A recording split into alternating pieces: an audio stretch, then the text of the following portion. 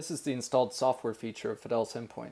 A key to a good cyber defense is understanding the cyber terrain of your environment. One of the ways to do this is to understand what software is installed on your endpoints, the version, and any known vulnerabilities to those software versions.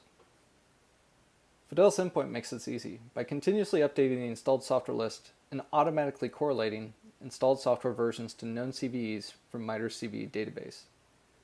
You can easily search the installed software list for software name, publisher, version, and whether it has a CVE, or other CVE attributes, such as severity and the highest score.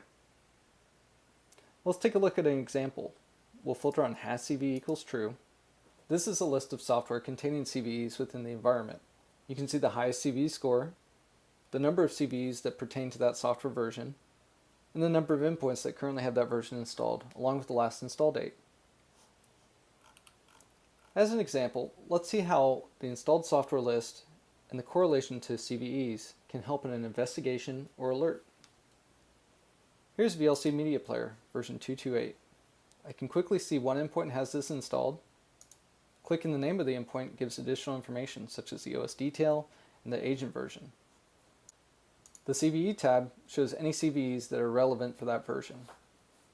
Clicking the name of the CVE takes you directly to MITRE's website, where you can get additional details about the CVE itself.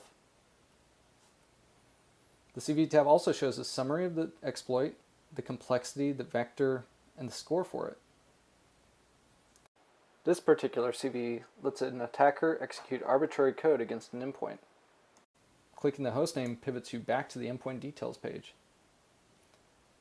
From here you can see the installed software on the endpoint, including VLC Media Player, any alerts, task history, and other information.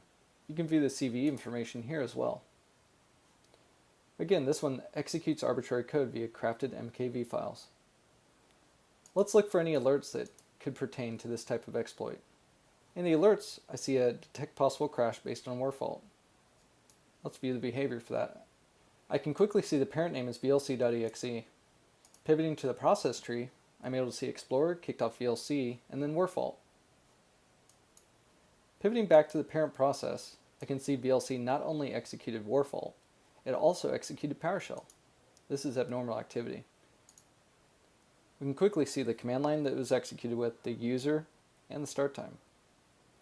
Pivoting to PowerShell, we can get additional information to continue our investigation of this alert. We can see what network connections PowerShell made, any files that were written, or scripts that were executed, including the script itself, and here's the content.